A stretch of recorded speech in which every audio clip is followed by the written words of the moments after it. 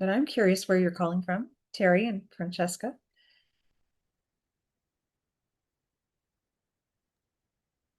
Do you want us to just answer? If you'd like, yeah. I'm in North Carolina, just north of Charlotte. Oh my gosh, welcome. London, UK. Oh wow. I'm in Northern California in a little tiny town called Kenwood.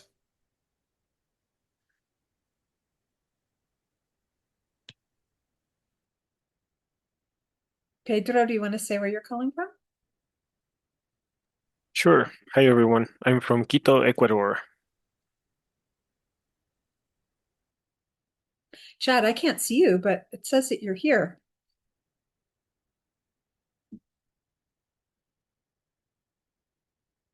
And I'm not letting people's meeting notes into the chat because it gets too crowded that they can stay in the waiting room. Jill, I'm here. I'm calling in from Memphis, Tennessee. Oh, awesome. We're filling out the South. Welcome, Chad. So it is now 9 o'clock. We had like 60 people registered, but I'm going to go ahead and ask you to please put your name.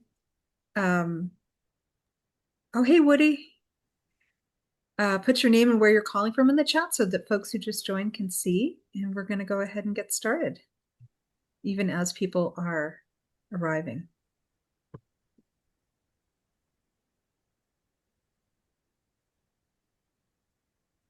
Welcome, everyone. I'm going to share my screen.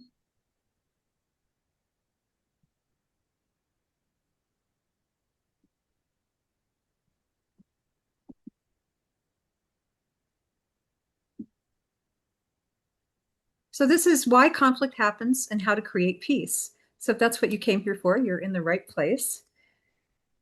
Very simple little topic, right? Shouldn't be easy, shouldn't be hard at all to figure this out.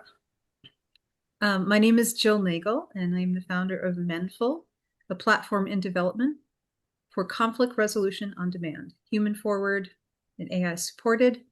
And Pedro Ponce is my assistant. He's here. He's also the bouncer in case anyone is misbehaving. Just let us know. That's never happened, but we want to make sure. And you can also ask him questions during the presentation. So I already asked you to put your name and where you're calling from.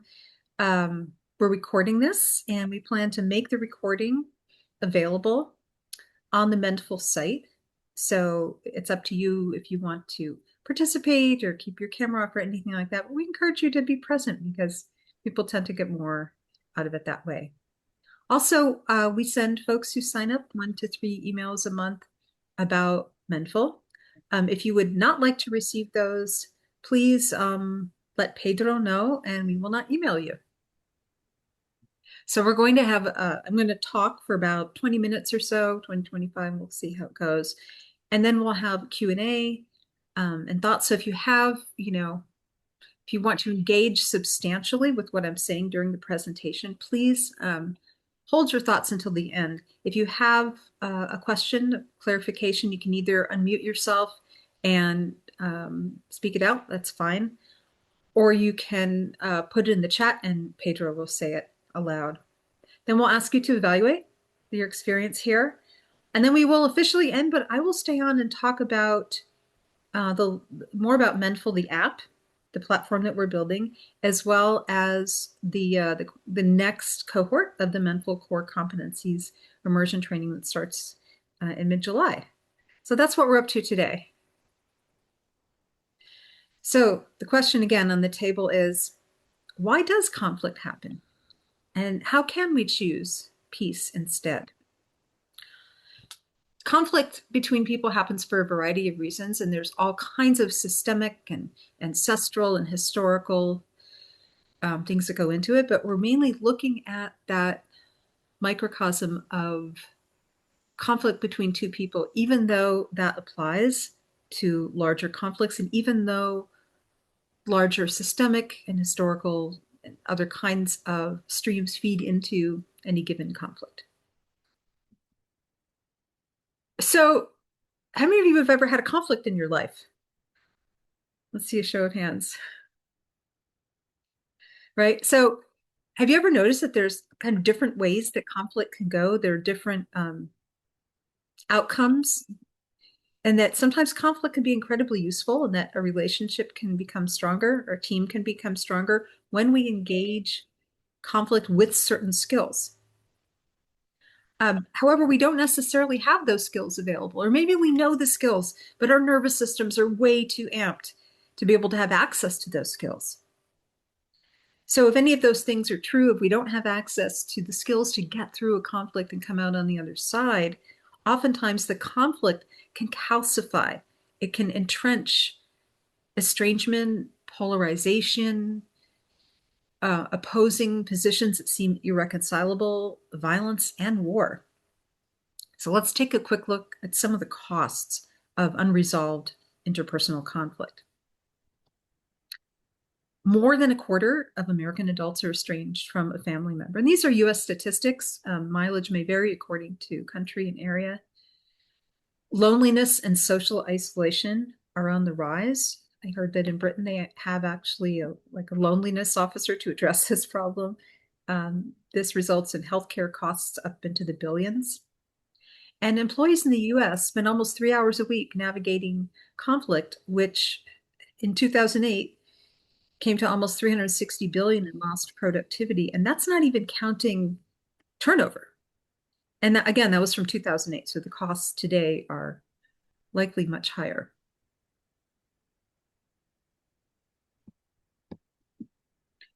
So again, different directions conflict can go. When we have the right skills or the right help, we can strengthen a relationship. And why is that some conflicts become static, entrenched, and polarized, resulting in those costs and that damage, while other conflicts are productive, they are dynamic, they serve life, and they give us the greater strength to deal with whatever comes towards our way. And how can we guide more of those former conflicts into more life-serving? What is there out there that we can do to help the conflicts that we do encounter serve us better, strengthen us instead of weaken us? So let's take a look at that. What I've noticed over many decades of studying this, I'm going to go into what these terms mean, so don't worry if they seem foreign at the moment, that the static, entrenched conflict that leads to polarization, violence, and war builds upon, uses, is fueled by, it's undergirded by externally referenced language and activated nervous systems. And again, I want to acknowledge again that many conflicts, all conflicts are informed by systemic issues, historical issues, power imbalances, and so on. What I'm talking about is that two people in the moment, could apply to a group as well. But the conflict between two people gets fueled by externally referenced language, and I'll talk in depth about that, and activated nervous systems. And peace becomes more available when we settle our nervous systems and return to internal reference. And I'll talk a lot about this distinction between external and internal reference, and give examples, including of nonviolent communication as a practice of internal reference. So I'm going to talk about 3 different kinds of internal reference. One is linguistic. We'll talk about that first. Another is somatic, or of the body. Like, how do we embody internal reference? What does that mean? And then how that comes together in a conflict resolution session. So to understand linguistic internal reference, let's take a look first at linguistic external reference. What does this remind you of? Anyone have any associations with the people in this salad bowl of labels? You can come off mute and share. Gita, hello. Hi, good morning. Drowning in labels is what comes to mind. Uh-huh. That labels are being thrown at us, or also that we feel that we give ourselves labels. Yeah, we can do it to ourselves, right? Anything else? Two Woody. two toddlers in a swimming pool. Yeah, right, when our adult skills can go right out the door, right? When we're in this place. And what about the people in here? Do they look relaxed and calm and resourced? Not so much, eh? Well, they're fighting for survival. It looks like they're drowning and they're in total panic. Yeah, right. So when we're in a conflict, all of the survival patterns that we've adopted throughout our life can come to the fore because some part of us believes that we are fighting for our survival, even when that may not be true. I thought about how words can be used as weapons and they're taken as truth somehow, like a medical diagnosis, and you are this thing, as opposed to behavior, and how that's often. I have a global team, and I've I often get the feedback that in the United States, we use so many diagnostic labels, more so than other countries. So, because of that feedback, I've heard very, very often from my global team that we're very that's the first thing that came to my mind, and also politics, like right, wrong, binaryism, like you are this thing, as opposed to a behavior you might be exhibiting or a thought you're having. You are so identified. There's this identification with the behavior as if it's static, and how it locks us into this binary right, wrong, which in and of itself usually instigates conflict and shame. Exactly. So you're way ahead of the game here for what I'm about to say. So if you know the answer to this question, if anybody knows the answer because you've talked with me or studied this, the answer to this next question, keep keep a lid on it just for the moment because I want other people to get a chance to guess. So what's the one two-letter word in the English language hidden in plain sight that hijacks our minds and polarizes conflict without our consent, I might add? And almost no one guesses what it is. Again, if you already know this from your studies or whatever, I want some innocent guesses here if you haven't considered this before. Just go ahead and call it out. Take yourself off mute and just say it into the room. Well, I don't know, but I'm wondering if it's no. That is one of the most common guesses. No, it is not no. And I just said it. It's hidden in plain sight. Oh, If people are putting it in the chat, Pedro, if you could call out some of those guesses. It's Marisa, another no guess, and I guess the same. oh, I yeah. I thought what Lizzie said. The first thing I thought was me, but then That's another popular. No and me, the two most popular but guesses.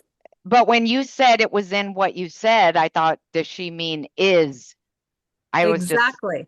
Yeah. So you were inching so close to it, and I wondered, oh my gosh, is she going to give it away? But so almost no one guesses what it is, and it's right there on the page.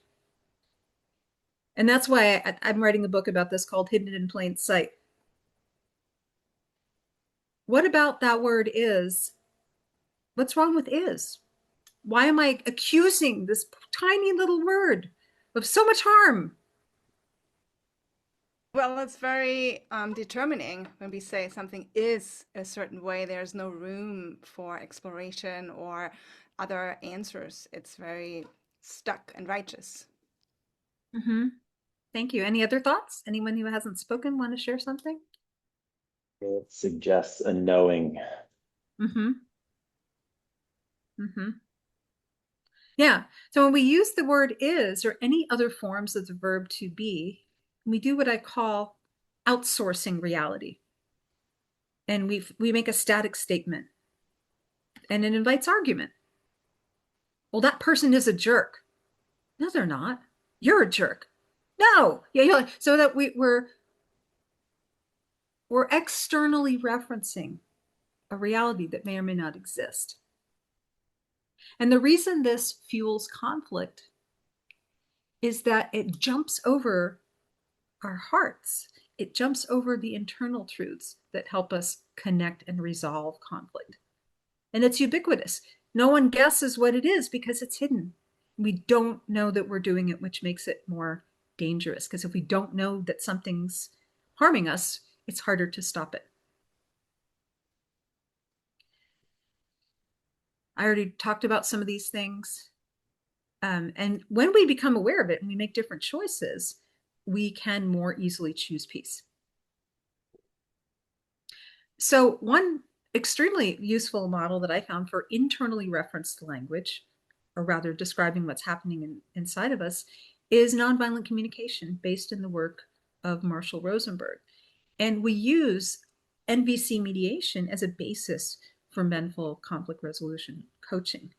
And the reason I teach NVC as a practice of internal reference is because NVC itself is not internal reference. And when we know what internal reference is, we can use NVC more effectively. Sometimes without that knowledge, NVC can get used as yet another external reference. That's not a feeling, kind of bludgeoning someone with it. But when we understand what it is, lots of people in NVC are already talking about this as kind of the spirit of it, and bringing embodied resources in. But the model itself is a really good start. So here's the model, which helps us translate externally referenced language. Doesn't always have the word is, sometimes it's kind of hidden in those interpretations and judgments and strategies and demands into more internally referenced language. So I want you to take a moment. I'm going to read the first one. So here's the situation. The situation is a mom and her daughter have gone to this venue where the daughter is about to take an important test for graduate school. And the mom came back a little bit early with, her lunch or something, and she saw her daughter leave the test site early. And she assumed that her daughter had given up because the daughter had expressed some trepidation, said she didn't really want to take the test. And so she formed an interpretation. And she says to her daughter, "You gave up on the test. That is not a good move for your future.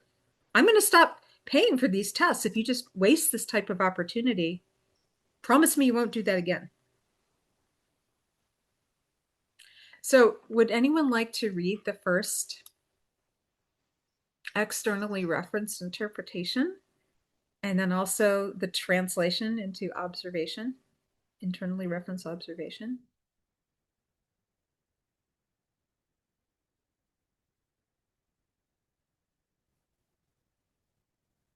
I can do it if nobody else Okay. wants to. So the interpretation is you gave up on the test. And internally referenced, the observation is when I saw you leave the test site before the end of time. What's the difference between those two things? And how does it feel when you're reading one versus the other?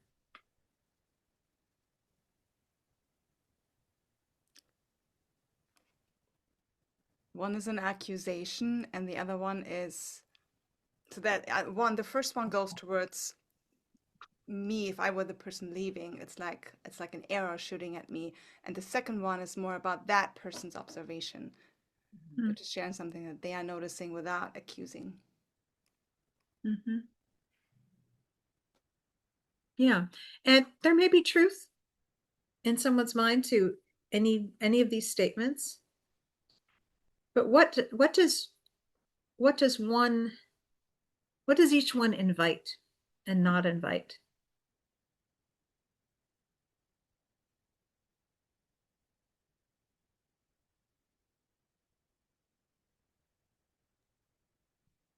The interpretation kind of makes the assumption that you already know what happened, and it's kind of accusatory in the sense, whereas the observations is purely like, this is what I saw, this is what I heard. It's objectively accurate, and then it allows you to lead into, this is what I saw, and then, obviously the other ones, I'm trying to understand what it is that I saw, as opposed to, I've already decided what I know about this before you've told me anything. And so what does that invite? No comment, no Defensiveness. participation, shut down. Right. Right. It invites conflict, right? A conflict that doesn't necessarily invite an easy way out. So, somebody want to read the rest of the internally referenced observations, feelings, needs, and requests? You heard me read the externally referenced ones, right? I can do it. Okay. The feeling is I felt scared and confused. So the need is I'm wanting to understand what happened and also to know that you and I are aligned on how you plan to make use of these tests. And then the request being, would you be willing to tell me what happened and work together to figure out a way forward? Thank you. And I'm wondering if you can recall how it felt when I read these externally referenced statements. You gave up on the test, that's not a glue, and so on, versus when you heard, was that Marisa who just read? That was me, Julia. Julia. Thank you, Yeah. Julia. I can't see everybody somehow. It's strange. No worries. How does it feel in your body hearing one set, those externally referenced statements versus those internally referenced statements? What's the difference for you? The externally referenced, I find it, I feel hurt because they're accusing me of all these things and they're getting all upset, but they never asked me anything. So for me, the difference is feeling hurt, and the internal makes me actually curious about them. Like, why are they feeling scared and confused? Like when it's internally, my natural empathy comes out for them, and the external makes me feel hurt because I feel like they're coming at me. It's almost like they're projecting all of their thoughts onto me without questioning. So the first is hurt. The internal makes me care about them. Mm-hmm. Yeah. So can you see how externally referenced language creates a situation of the kind of conflict that leads to hurt? Whereas if we choose internally referenced language, we open up a path of curiosity and connection and peace. All right, let's continue on with this theme. Thanks for entering into this exercise with me. So we're going to talk about 3 kinds of internal reference. Linguistic, we just talked about. And we're also going to talk about somatic, meaning of the body. So a lot of times these go together, meaning that if somebody were, talking about, somebody were saying these kinds of things, they might already have tension in their body. They might be in a fight mode. So there's a lot of overlap already, but we want to talk about them as 2 separate things because they are. So we just talked about linguistic. We're going to look at somatic. And so a somatic internal reference has to do with putting our attention to where our patterns, our reaction patterns, our survival patterns are going, coming out of pattern and into presence, so that we're as fully resourced as possible, meaning we know who we are and who we aren't. We know where we end and other people begin. We feel grounded. We feel our connection to the earth.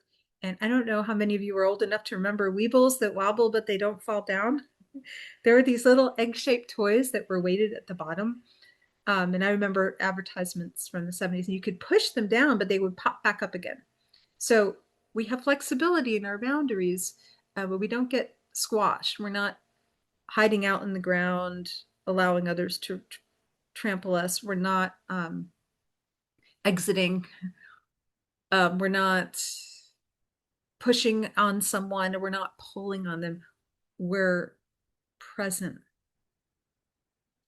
And that's what I mean by somatic internal reference, a state of mind and body that allows us to engage with an open heart, but not let someone dominate us, and also not dominate someone else or any of the other patterns that we can run that get in the way of a peaceful connection. Knowing who we are at our core, feeling our connection to the earth, having a felt embodied sense of our own boundaries, and a relaxed sense, so that we have some sway, like, ooh, that was a lot. I'm going to come back to here. So we're not in reaction, we're in presence. We can respond. And here's a model of what it can look like. And this comes from my work of Wisdom of the Body Beyond Talk Therapy, a former practice. And I translated this into, repurposed it into Mendful curriculum. Any thoughts in looking at this model?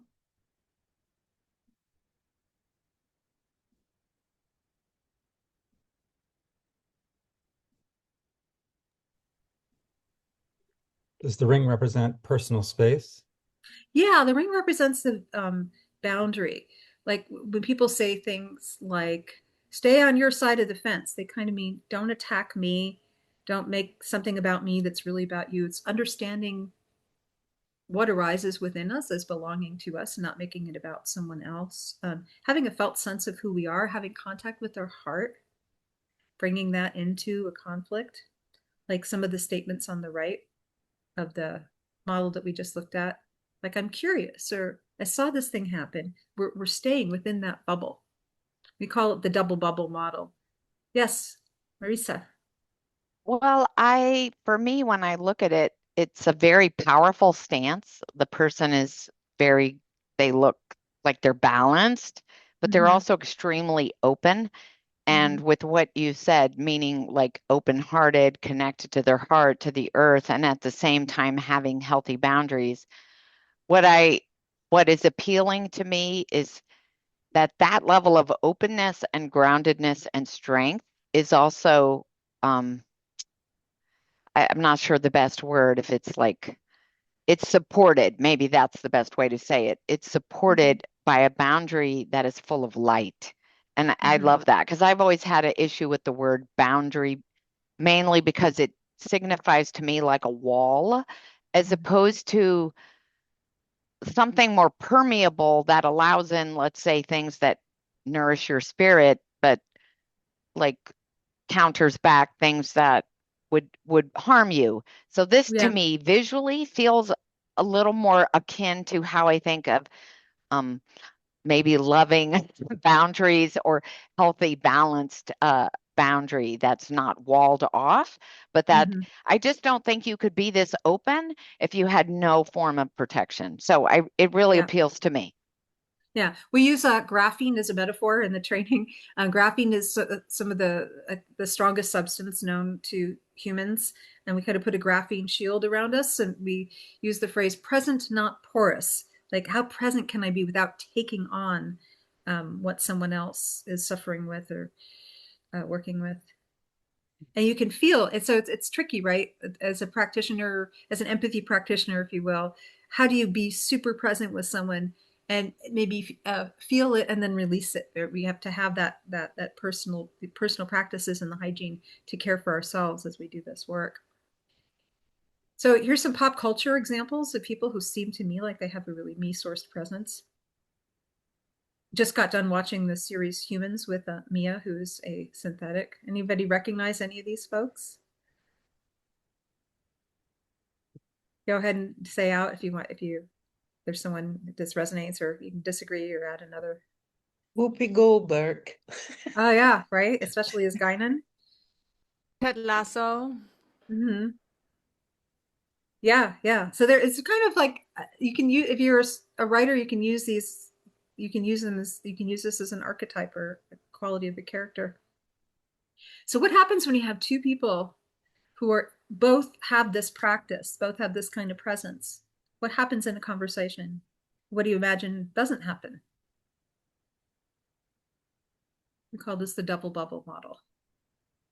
I think that in that double bubble model, people will less accuse each other. That won't be the stance that they come from, because they are connected with themselves, and when we feel ourselves, we can also feel into the other more. And there's just a more open space of spaciousness versus contraction is what I'm thinking. Yeah, spaciousness rather than contraction. Also spaciousness and presence rather than attack, or you've heard probably of fight, flight, freeze and fawn. We're not doing any of those things because we're aware of what our survival patterns are. We're choosing to be present to the possibilities instead, and not just be present to the possibilities, but in fact embody the possibility.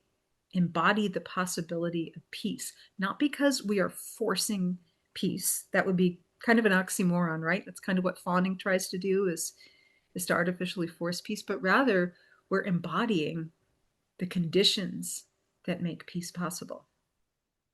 I just got done watching the series Humans, and the last thing that Mia in the previous page does before she dies is she reaches out her hand to the person who's trying to attack all of the synths, and it becomes this iconic image. So she's embodying peace. She doesn't make peace happen. In fact, she gets killed because of the violence, but she's embodying it until the very end, which really touched me. So we just talked about linguistic internal reference and somatic internal reference. Let's take a look at how this comes together in conflict resolution sessions.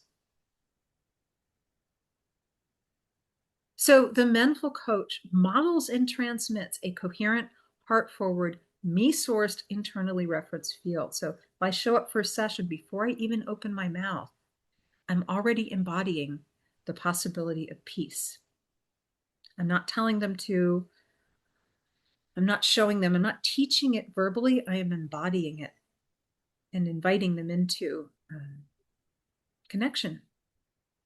One of my first NBC mediation teachers, Ike Lassiter, did this so beautifully. Like, you would just sit down. He was this big, tall guy from Texas. He'd just sit down. He had this such a compassionate expression on my face that I just wanted to cry right away with gratitude. So that's the physical part, or that's the embodied part. And then we use our skill to translate clients' polarizing, externally referenced language into more connected, internally referenced language, which is every bit sometimes as hard as that sounds. And we do a lot of what Marshall Rosenberg called pulling people by the ears. Well, that's what I just said. I said she was irresponsible. Yeah, actually, she wants you to hear that she's feeling sad and she would like more trust. Sometimes it's very hard for people to move into this way of speaking because it's not what we've been taught. It can have us feeling vulnerable. So we need to make it safe for people to get internally referenced enough to speak to what's going on inside them and listen and really be with what's going on inside someone else. And this can help, as we can show up like this and use these tools, it can help clients to settle their nervous systems and move from polarization into connection. And that shifts the conversation from, on the one hand, a way of speaking that can be very rapid and very charged. And Marisa, as you were saying, right, wrong, shaming, convincing, entrenching, into the dynamic, internally referenced language that connects. It's slower, it's more relaxed, it's open. There are invitations, there are requests. And that might not happen right away, but that's the direction that we're going. That's where the session aims to go, to bring the connection to a place that's more open, vulnerable, and curious from that static, entrenched, polarizing place. So we've just talked about internal reference in conflict resolution sessions. So now we've covered linguistic internal reference, where is and other forms of the verb to be serve as vehicles for external reference. If you start looking around for this in your lives, you will see it everywhere. A good way to start to develop facility with getting internally referenced is to start translating in your mind when people issue judgments, when they kind of talk about how things are, and notice what happens in their bodies when they do. And we've talked about somatic or embodied internal reference, the core and the ground and the heart space and the boundary. And then we've talked about how this all comes together in conflict resolution sessions. So why does conflict happen? And how can we choose peace instead? And again, there's so many structural reasons that a conflict can happen, so many power imbalances. And in the moment when two people are coming together, if we can help them come out of a pattern and into presence simply by showing up with our own me-sourced ground and core and edge, we can silently invite them to do the same. And then when we help them translate their externally referenced judgments, interpretations, and so on into feelings, perspectives, needs, and values, and carry that back and forth so each person can truly hear the other, that can help open up possibilities for peace.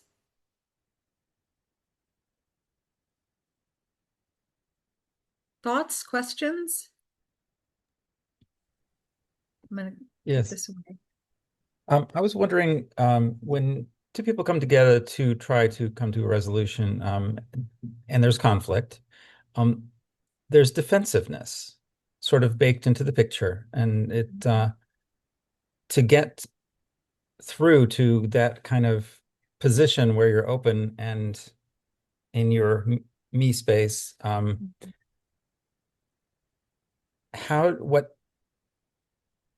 maybe this is some part of it that you cover elsewhere, but getting someone to bypass their defensiveness is quite a chore. That's the work. That is exactly the work that you're naming right now. Can we do a little demo right now? Would you be willing? Sure. Pedro, do you know how to spotlight us? I'm going to see if I can spotlight myself. What's it called? Spotlight for everyone. And then can you spotlight Woody too? Maybe I can. I think I can. Spotlight. So Woody, will you please play the part of somebody being really defensive? You can pick the situation and we'll just improvise it and I'll be the coach. Okay.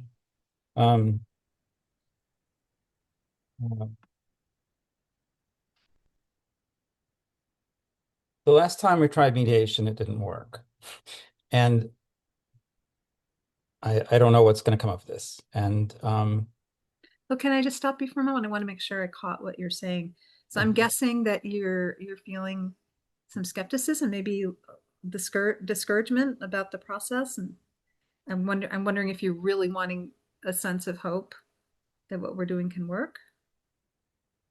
That is, I'm playing a role here, so Yeah. I'm just trying to come up with, a position of defensiveness, and that's like, we've tried something before, it hasn't worked, and I'm feeling defensive about entering into this process. Yeah, stay in role if you can. Stay in okay. role. Yeah. What we've done before hasn't worked. Why should this work? And so are you feeling I'm guessing you're really wanting to make good use of your time and only enter into something if it seems promising? Is that close? Yes. Yeah, I can understand that. Mm-hmm. Do you want to say any more about that? I think that I'd like to try to open up, but I'm not sure how, because it hasn't worked before. There have been hurtful things, and it's I'm having trouble trusting in the process. So you're really wanting trust, and I'm guessing it might be hard to have trust when your past experiences haven't gone well. Yes. Yeah, and I'm guessing I'm wondering if it would help to know a little bit more about this particular process so you can trust it in it more. Yes. So go ahead. Sorry, go how ahead. can you Go address ahead. that? Yeah, I'm not challenging you, but how can that be addressed? Yeah, so I'm happy to share more about our process and so on. And I just want to put a check on it here because what happened to Woody's defensiveness when I didn't try to challenge it or reassure him, but simply dialed into made a guess about what he was feeling. You want to speak to it first, Woody, since it was you? Sure. Yeah, What happened is I had to turn inward and try to discover more deeply what my resistance was stemming from. And that I guess functions to open, someone up, because the challenging opportunity is not there. That's what I saw. Right. When I make myself into this me source bubble of light and just tune in with love to and not try to challenge, but fully and completely accept what's true for him and even try to amplify it, it can be very disarming. And most people are not used to being talked to this way. Harmful conflict doesn't have any traction in that space. And most people want to be heard and understood. Most people want to come back to their hearts. We just have really weird ways of showing it, right?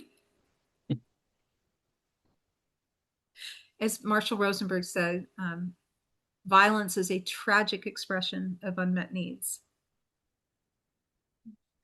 Thank you, Woody, for getting into the hot seat. Oh, sure. Let's take us out of spotlight. Yeah. Any more thoughts, questions? How come it says 20 participants, but I can only see like 5? Well, all the others are not on video. Oh, They're is that on it? the call. Yeah, they're not showing their videos. They're showing their pictures only. Some don't have. It's your view. If you click on gallery, you should see everybody. I'm on gallery right now and it's not showing me. That's okay. I just love to see everyone, but I don't need to. Sometimes there's a setting where you might click on only people that are on video view is showing up for you. Oh, maybe that's it. Anyway, I don't want to take away from discussion time. I wanted to say I really appreciate the focus on before I even speak to the person, that what is my energy in my body, and taking care of that first. And I really appreciate that because I speak often to people who, as part of my work, they're very entrenched in a way of thinking that I would say is very top down. And I'm trying to convince them to go bottom up in terms of supporting people and systems. And I feel like sometimes using the language, it's not helpful. It's just like no matter what I say, they believe what they believe. And so somebody just told me it's how you feel. It's not what you say, it's what they feel you're feeling. Like if people feel attacked or judged or criticized or you're calling them out, it creates defensiveness. So it really was a good reminder to me to look at my own, am I sourced within myself and what energy am I bringing? Because often it's that I'm going so fast. Let's say at work, I'm talking about at work here. I'm going from one meeting to another. So I'm not always pausing and taking that time just to check in before a call, but that energy goes through even a screen. I don't need to be there in person. They can feel the energy. And so it was just such a great reminder to how important that first step is before I talk to anyone. So thank you.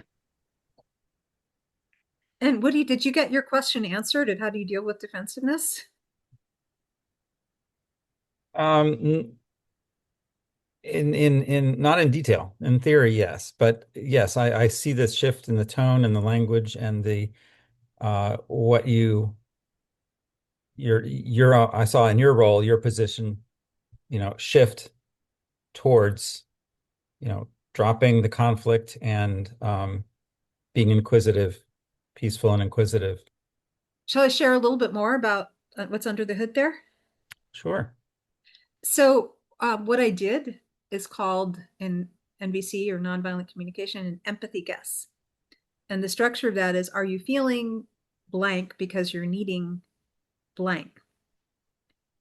And the posture of inquiry, I find, is even more important than getting it right. Because if somebody perceives that you're trying to understand them, they soften. Because most times people are not trying to do that. They're trying to show you why they're wrong. They're trying to tell you their point of view. They're giving you a quick, oh, I'm sorry about that, and then on to the next thing, right? But to really tune in. When I was very excited about all this when I was first learning it, my son was like 1.5 or 2, and I used to practice on him all the time. I'd say, are you feeling frustrated because your need for autonomy is not met? And he would go, yeah. And my friends would say, Jill, come on. He doesn't understand what you're saying. And I say, no, no, no, he does. He does. But then one day I decided to test it out. And I said to him, Kanan, are you feeling verklempt because pigeons aren't really sparrows? And he said, yeah. And I went, I'm busted. I'm so busted. They were right. He wasn't understanding the words. But then I realized it wasn't the words. It was my emotional posture. I was leaning in. I could have been saying gobbledygook.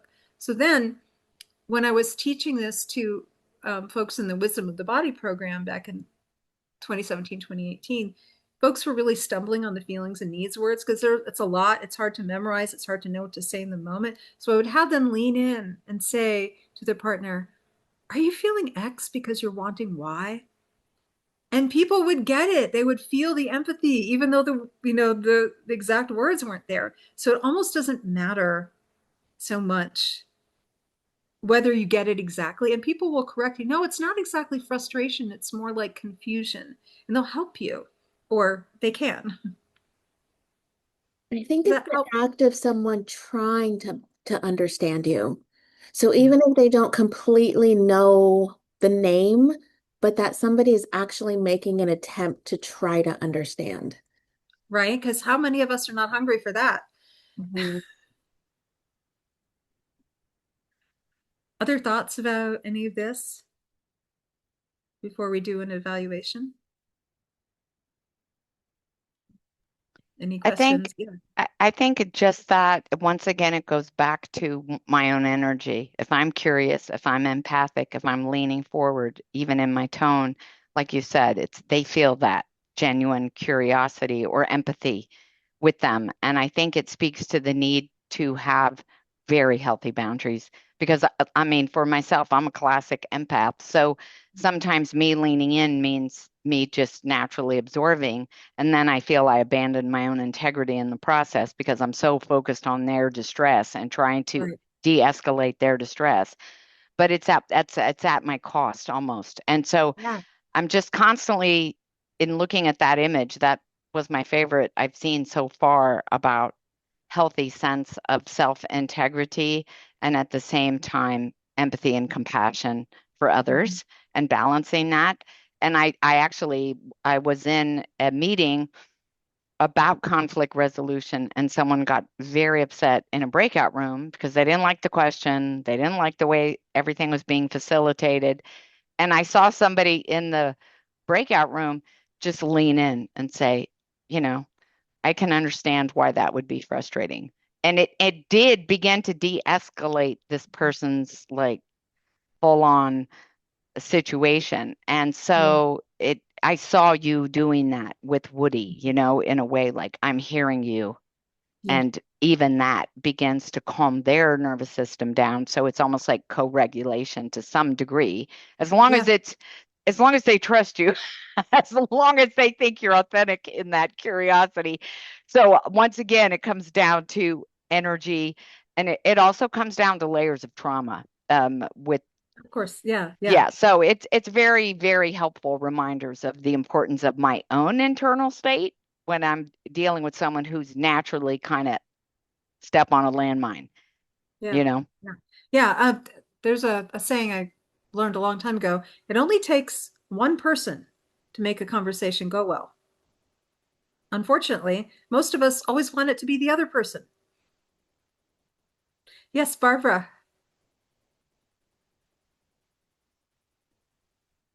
Hi, Barbara. I turned my camera on. Hi, everybody. I'm in full agreement with the commenters in this work when it comes to conflict. I mean, active listening. It's a whole discipline in itself, and it's so many techniques in active listening.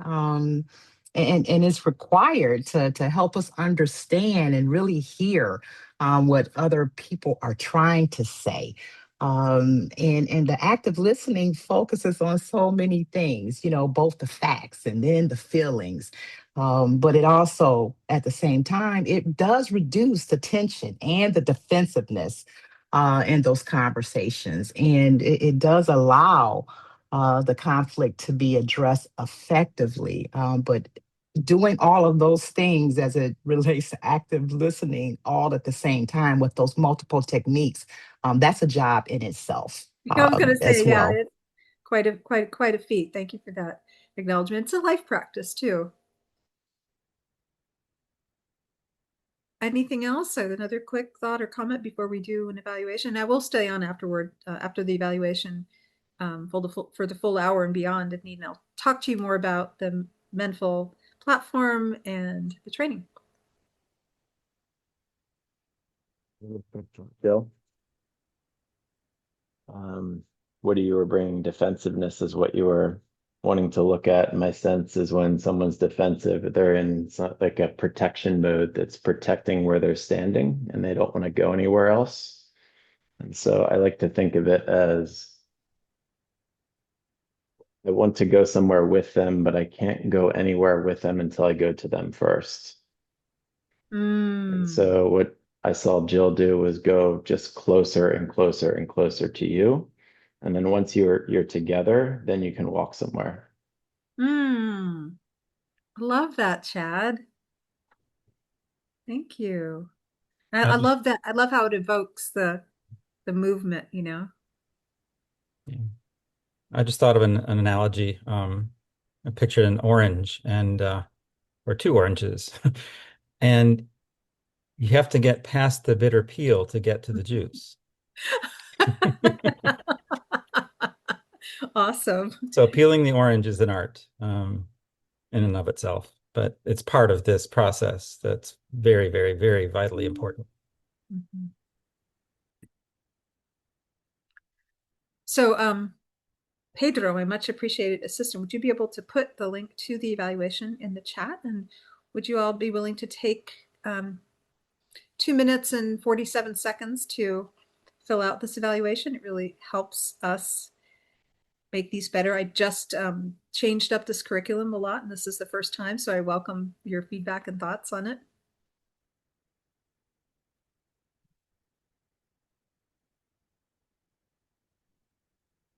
You can keep working on it, or you can pause and come back to it and share a little bit more.